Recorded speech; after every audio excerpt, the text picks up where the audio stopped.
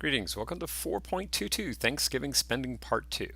Back in exercise 4.14, we were provided a 95% confidence interval for the average spending by American adults during the 6-day period after Thanksgiving 2009. It was between $80.31 and $89.11. A local news anchor claims that the average spending during this period in 2009 was $100.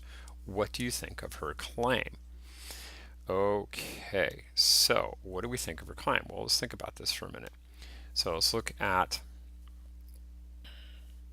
the confidence interval again. So it was $80.31, if I recall correctly, up to $89.11. Okay, so hang on to that. We're going to come back to it in just a minute here. Let's take a look at what the news anchor's claim is.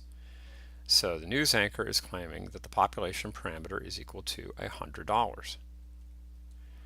The alternate hypothesis in this case would be what? That mu is not equal to $100.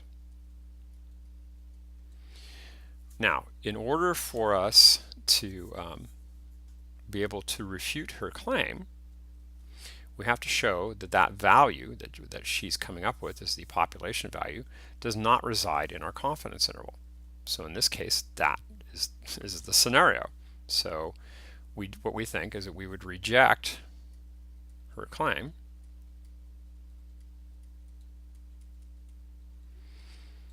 We would reject her claim because $100 is not in the interval.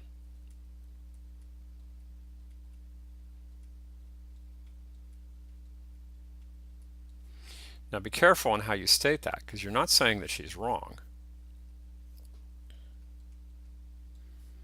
You're just saying that the evidence is weighing against her at this point.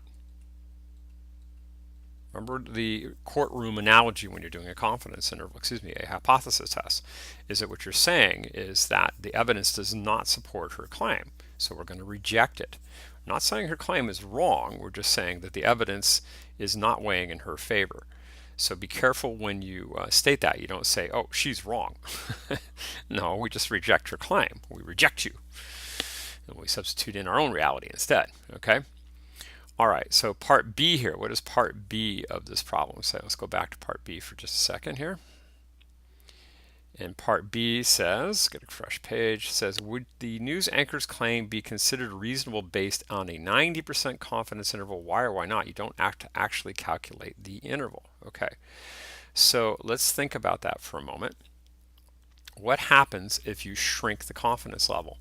So our original confidence interval was a 95%. So the confidence level in the original produced confidence interval was equal to 95%.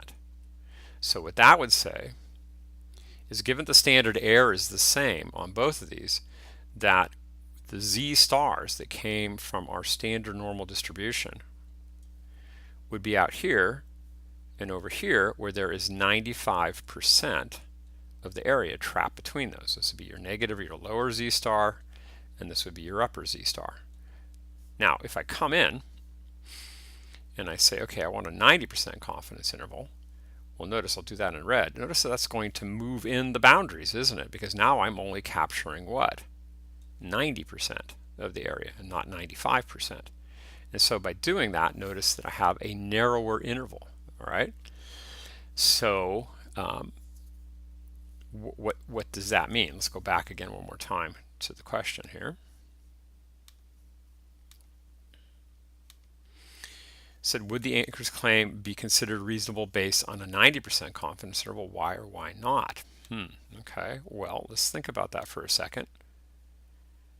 Wrong button. There we go. Well, we fell outside of our previous confidence interval. Okay, in other words, our previous confidence interval, which was from $80.11 to $81.33 or something like that, or $80.31 and $80.11, what we know is that that interval was wider than this one. In other words, the $80.31 to $89.11, that would be wider than a 90% interval.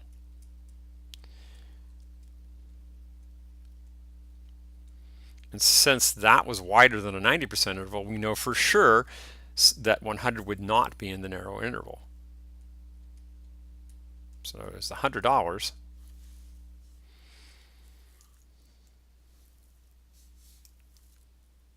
is not going to be in that interval.